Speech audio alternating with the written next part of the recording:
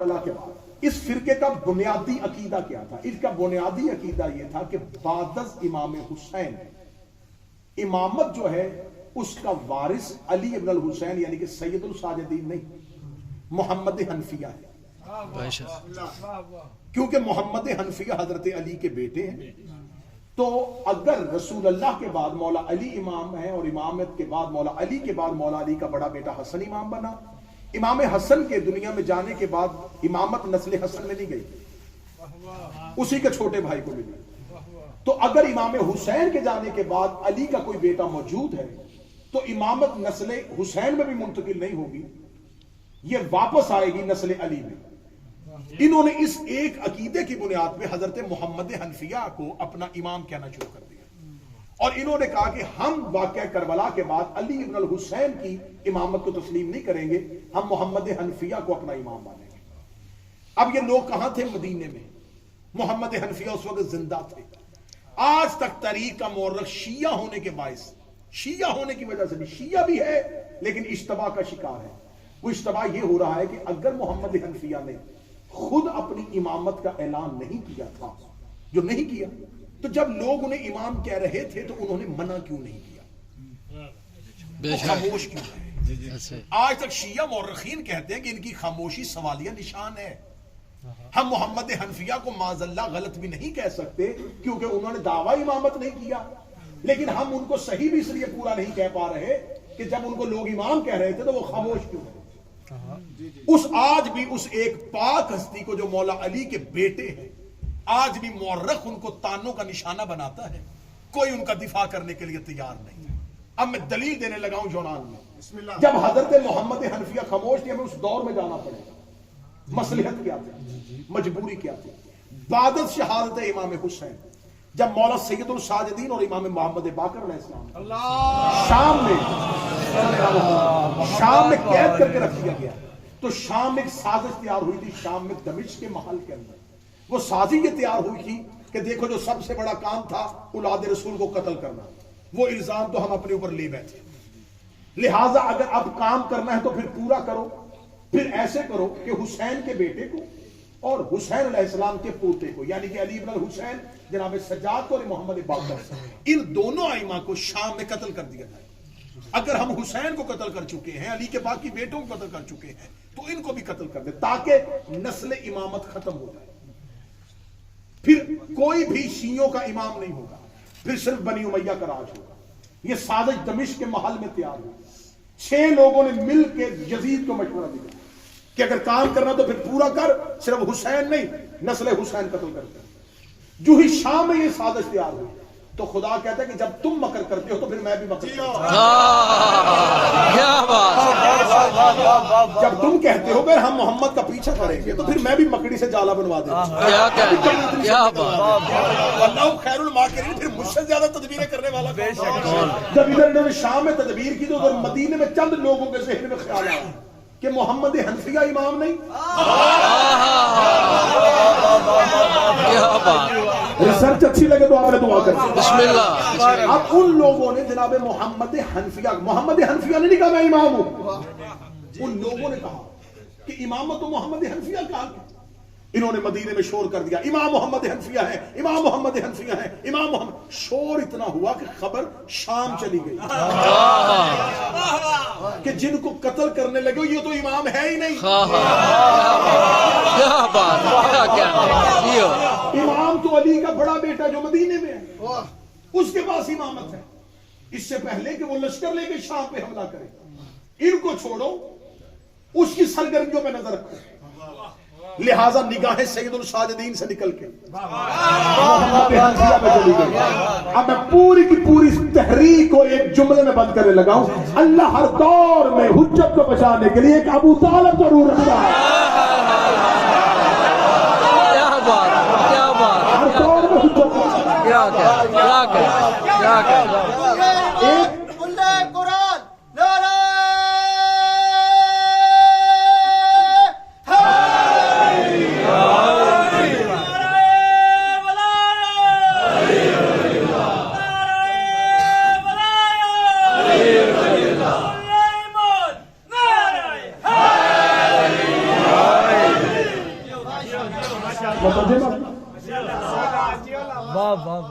اور وہ شخصیت الزام اپنے سر پہ لے لیتی ہے لیکن حجت کو محفوظ رکھتی ہے.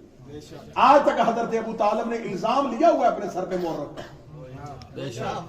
تب کلمہ پڑھا تھا, کس وقت پڑھا تھا, کوئی واقعہ, الزام لے لیا, مصطفیٰ کو محفوظ رکھا. اب جناب محمد حنفیہ خاموش ہیں. لوگ کہہ رہے ہیں کہ آپ امام ہیں, آپ امام ہیں, وہ خاموش ہیں. جب سید الساجدین باحفاظت واپس مدینے پہنچ گئے 63 ہجری میں, تو پہلا حج کا موقع ہے. تو اب حج پہ مکہ میں جناب سید الساجدین بھی چلے گئے ہیں اور محمد حنفیہ بھی چلے گئے. اب محمد حنفیہ تو پہلے ہی مکہ میں موجود تھے. آل زبیر جو ہے عبداللہ ابن زبیر وہ آ چکا تھا مکہ میں اور وہ اس نے مکہ کا کنٹرول سنبھالا ہوا تھا. حضرت محمد حنفیہ جو ہیں وہ ان کے چاہنے والے ان کو مکہ شفٹ کر چکے تھے. تو جناب محمد حنفیہ مکہ میں تھے. مولا علی بن الحسین یعنی کہ سید الساجدین, آج مولا کا ظہور کا دن بھی تھا, تو ان کی مناسبت سے مولا سید الساجدین بھی پہنچ گئے مکہ. حج کا موسم. اب شرعی طور پہ یہ ہوتا ہے کہ خطبہ حج اس دور میں امام وقت دیتا. اب جناب سید الساجدین کے ماننے والوں میں اور محمد حنفیہ کے ماننے والوں میں بحث ہونا شروع ہو گئی کہ خطبہ حج کون دے. جناب محمد حنفیہ کے ماننے والے کہیں گے خطبہ جو ہے وہ محمد حنفیہ دیں گے, کیونکہ علی کا بیٹا موجود ہو تو علی کے بیٹے کے ہوتے ہوئے علی کا پوتا خطبہ کیوں دے گا, تو لہذا علی کا بیٹا خطبہ دے گا. بھائی کے ہوتے ہوئے بھتیجا خطبہ نہیں دے سکتا, اور ویسے بھی یہ امام ہے. علی بن الحسین کے ماننے والے کہ نہیں, بے شک بھتیجا ہے تو اس میں کوئی ایسی بات نہیں ہے, ابو طالب کے بھتیجے تھے رسول. لہذا یہ بحث کمروں سے نکل کے میدان میں آ گئی, اور اس سے پہلے کہ دونوں ایک دوسرے کے آمنے سامنے تلواریں نکالتے خبر محمد حنفیہ کو پہنچ گئی. اب ذرا دیکھنا کردار کیا ہوتا ہے. الزام بھی ان پہ تھا کہ وہ خاموش کیوں رہے, اب اس الزام کو وہ ختم کیسے کر رہے ہیں. اب جناب محمد حنفیہ کو جو پتہ چل گیا نا کہ آپ حجت محفوظ ہو چکی ہے, سید الساجدین مدینے پہنچ چکے, جناب محمد حنفیہ نے کہا کس چیز کا شور ہے. ان کے ماننے والوں کو یہ خطبہ آپ ہی دیں گے جو مرضی. جناب محمد حنفیہ نے دیکھو تم کہتے ہو کہ میں امام, وہ کہتے ہیں کہ علی ابن الحسین امام. امام بنانا تمہارا کام نہیں, اللہ کا کام ہے. اب تم یہ دیکھنا چاہتے ہو کہ اللہ نے امامت مجھے دی ہے یا میرے بھتیجے علی کو دی ہے, تو فیصلہ پھر تم نہ کرو. ایسے کرتے ہیں کہ میں اور میرا بھتیجا سجاد دونوں ایک پہاڑی پہ کھڑے ہوتے ہیں, میں بھی حجر اسود کو سلام کروں گا,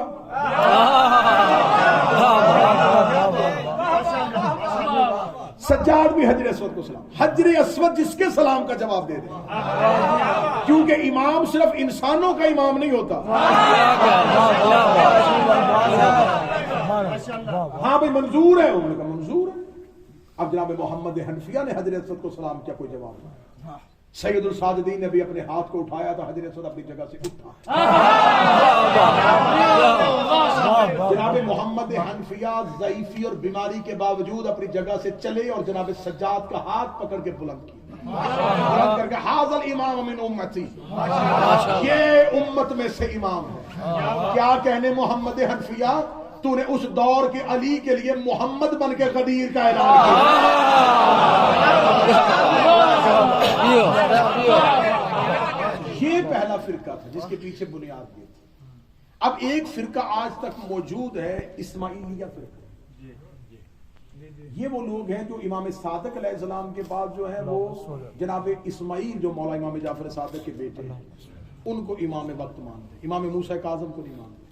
نئی بات آپ کے لیے کہنے لگا ہوں کہ شیعہ مذہب میں ہمارے 12 ائمہ میں سے ایک امام ایسا ہے جس کا ظہور کا جشن نہیں منایا جاتا. کتنے خاموش ہوئے؟ 7ویں امام امام موسیٰ کاظم. ہر امام کا جشن منایا جاتا, امام موسیٰ کاظم کا جشن نہیں منایا. اس لیے کہ شیعہ کیلنڈر میں ان کی دنیا میں آنے کی تاریخ یقینی نہیں ہے. ایک تاریخ ملتی ہے شیعہ کیلنڈر میں 7 صفر المظفر, اور وہ بھی یقینی نہیں ہے, احتمال ہے, شک کی بنیاد پہ, اور وہ بھی 7 صفر شک کی بنیاد پہ ہے اور یام اذا میں آ جاتی ہے.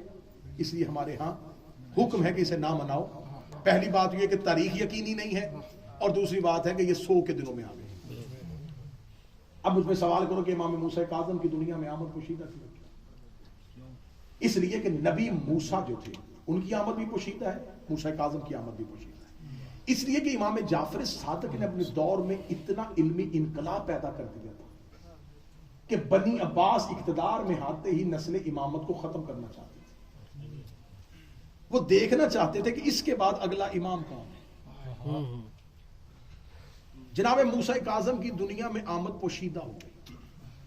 ایک روایت مجھے بڑی ریسرچ اور بڑی تحقیق کے بعد ایک روایت ہے جو سب نے لکھی ہے, وہ جابر جوفی کی روایت ہے جو چھٹے امام کے شہنشاہ کے ایک صحابی تھے.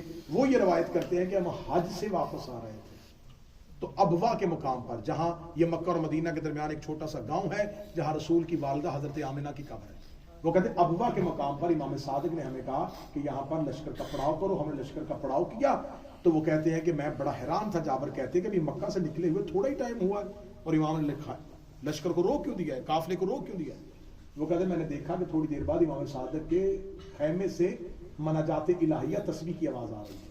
تو کہتے ہیں میں امام سے ملاقات کے لیے امام کے دروازے پہ بیٹھ گیا. تھوڑی دیر کے بعد امام نے مجھے اندر بلایا. جب میں اندر گیا تو امام مسکرا رہے تھے. تو میں نے مولا سے مسکرانے کا سبب پوچھا تو مولا نے فرمایا جابر اللہ نے میرے ہاں ایک بیٹے کا ظہور کیا, میرے گھر میں ایک بیٹے کا نزول. تو یہ امام موسیٰ کاظم کی دنیا میں آنے کا ایک راوی ہے جابر جوفی, اور اس نے کہا ہے کہ ہم حج سے واپس آ رہے تھے. اب یہ تحقیق یہ کہتی ہے اگر یہ حج سے واپس آ رہے تھے تو یقیناً یہ ذی الحج ہوگا.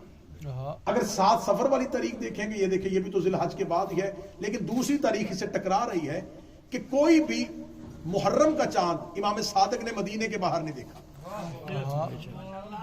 جیسا کہ شیعہ ذاکرین پڑھتے ہیں کہ مدینے کے لوگ کہتے ہیں کہ ہم محرم کا چاند آسمان پر نہیں دیکھتے تھے, جعفر صادق کے گھر سے رونے کی اتنی آوازیں بلند ہوتی تھی ہمیں پتہ چل جاتا تھا. تو یہ روایت اس بات میں شاہد ہے کہ امام جعفر صادق محرم مدینے میں ہوتے تھے. تو اگر یہ حج سے واپس آ رہے تو یہ اس کا مطلب 10 ذی الحج کے بعد ہے, اور محرم سے آگے ہو نہیں سکتا کیونکہ مولا محرم مدینے میں ہوتے تھے. تو یہ یکم محرم سے پہلے ہے. تو اب یہ مولا کی آنے کی تاریخ جو ہے 10 ذی الحج سے لے کے یکم محرم کے درمیان ہے. حضرت اسماعیل امام صادق کے بڑے بیٹے تھے. امام موسیٰ کاظم کی آمد کو پوشیدہ کر دیا اور لوگوں کی نظریں حضرت اسماعیل پہ چلی گئی کہ شاید یہ امام ہونے والے ہیں, یہ امام جعفر صادق کے بڑے بیٹے, اور ان کی رحلت امام صادق کی زندگی میں ہو گئی تھی. ہمارے شیعہ مذہب میں, شیعہ فقہ میں آج بھی ایک چیز رائج ہے کہ جب ہم نماز جنازہ لے کے میت لے کے قبرستان کی طرف جا رہے ہیں تو حکم ہے فقہ کے رستے میں 3 جگہ پہ روکو. 3 جگہ پہ روکی جاتی ہے, میت کو اتارا جاتا ہے. یہ کیوں؟ حضرت اسماعیل کی موت کے وقت یہ روایت پڑا تھا. جب امام جعفر صادق کے بیٹے حضرت اسماعیل کی دنیا سے رحلت ہو گئی تھی تو امام جعفر صادق جنازہ لے کے آ رہے تھے, رستے میں 3 جگہ پہ مولا نے جنازے کو روکا اور رو کے کفن ہٹا کے لوگوں کو دکھایا کہ دیکھو اسماعیل مر گیا ہے, تاکہ لوگ اس کی امامت کے قائل نہ بنے. تو یہ بہت سی شخصیات ایسی ہیں جنہوں نے اعتراض اپنے اوپر لے لیا. اب حضرت عباس میرا موضوع گفتگو تھا کہ حضرت عباس کی عصمت پہ اس لیے حملہ کیا جا رہا ہے کہ عباس نے اپنے آپ کو کہلوایا کیوں نہیں. آپ پہلے یہ تو دیکھیں کہ عباس رہ کس دور میں رہا ہے. عباس, حضرت عباس کے ہوتے ہوئے خود امام حسین موجود, حضرت امام حسن مجتبی, لیکن پھر آل محمد نے عباس کو کیا عزت دی. بس آخری میں جملے پڑھنے لگوں گا کہ جو ہی حضرت امام حسین مکہ میں پہنچے تو جب مکہ میں امام حسین نے اپنے احرام کو کھولا تو احرام کو کھولنے کے بعد مولا امام حسین نے حضرت عباس کو اشارہ دیا کہ خطبہ دے, اور حضرت عباس خانہ کعبہ کی چھت پہ گئے.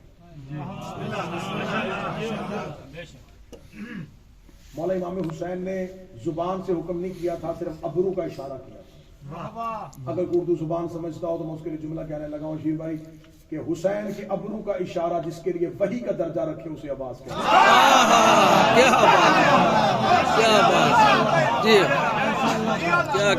کیا کہنا ہے, ابرو کا اشارہ وحی کا درجہ. امام حسین علیہ السلام نے صرف اشارہ کیا اور حضرت عباس خانہ کعبہ کی چھت پہ آئے. خانہ کعبہ کی چھت پہ عباس کھڑے ہیں اور یوں حاجی کعبے کا طواف. ذہن میں تصویر لے کے آؤ گے تو لطف دوبارہ عباس کعبہ کی چھت میں اور حاجی کعبے کا طواف. عباس خانہ کعبہ کی چھت میں، کعبے کی چھت پہ جانا عباس کی عزت نہیں تھی، کعبے کے قد میں اضافہ ہوا. کیا کہنا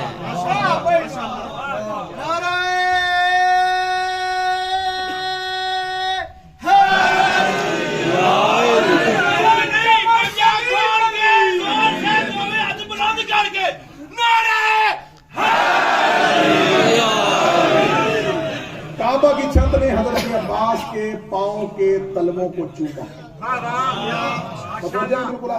بسم اللہ.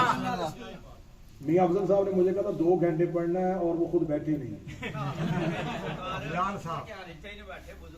وضو کرتے پہلے لے کے میرے تو 1.5 گھنٹہ ہو گیا. انہیں کہ ٹائم پورا کرے میرا میں ختم ہونے لگا. عباس خانہ کعبہ کی چھت پہ یوں حاجی کعبہ کا طواف کر، عباس کعبہ کی چھت پہ امام حسین بلا تشبیہ دور بیٹھے ہوئے ہیں. اب لاکھوں کا رش ہے اور عباس یہ اتنا سا مجمع ہے، اتنا ہے، اور میں اس کے بغیر مجلس نہیں پڑھ پاؤں. اتنے کراؤڈ میں مجھے اپنی آواز پہنچانے کے لیے اس کی ضرورت ہے. غدیر میں رسول کو بھی ضرورت نہیں پڑی.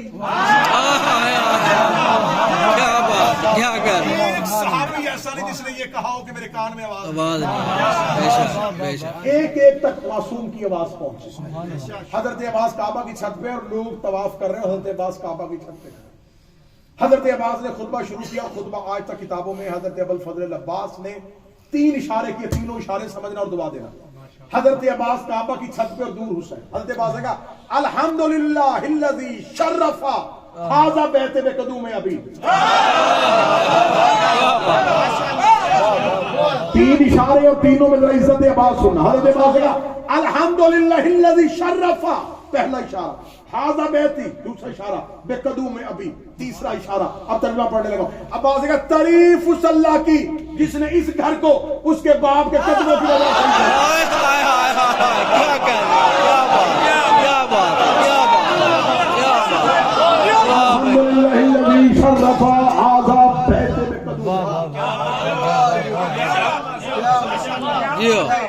تعریف اس اللہ کی، حمد اس اللہ کی، بزرگی اس اللہ کی جس نے اس گھر کو بے قدوم میں اس کے بابا کے قدموں کی وجہ